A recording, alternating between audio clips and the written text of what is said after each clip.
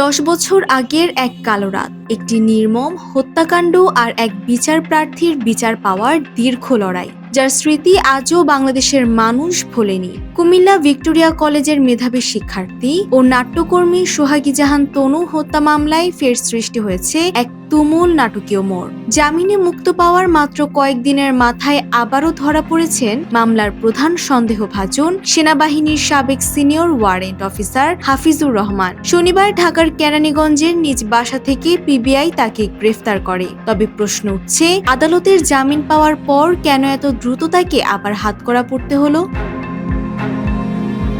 ঘটনাচক্রে জল ঘোলা হতে শুরু করে চলতি সপ্তাহের শুরু থেকেই। গত রোববার হাইকোর্ট হাফিজুর রহমানের জামিন মঞ্জুর করলে মঙ্গলবার সন্ধ্যায় তিনি কারাগার থেকে বেরিয়ে আসেন, কিন্তু রাষ্ট্রপক্ষ এই জামিনের বিরুদ্ধে তাৎক্ষণিক আপিল করে।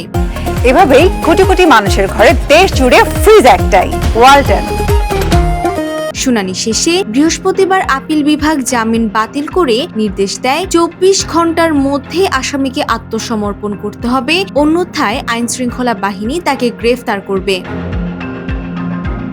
শুক্রবার সন্ধ্যায় সেই বেঁধে দেয়া 24 ঘন্টা শেষ হলেও হাফিজুর রহমান আত্মসমর্পণ করেননি। আর ঠিক তারপরেই পিবিআই এর দল হানা দেয় তার আস্তানায়। নির্দেশ অমান্য করার মাসুল হিসেবে আবারও তাকে যেতে হচ্ছে আদালতের কাঠগড়ায়।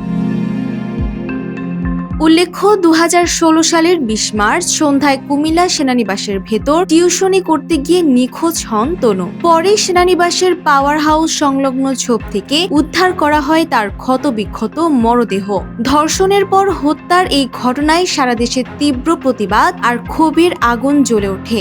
কিন্তু দীর্ঘ 10 বছর তদন্তের পর চলতি বছরের 22 এপ্রিল রাতে কেরানীগঞ্জ থেকে প্রথমবার গ্রেফতার করা হয় হাফিজকে। সংগৃহীত হয় তার ডিএনএ নমুনা।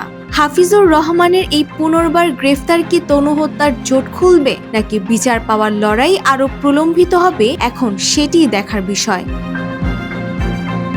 Desk report, Bangladesh bulletin.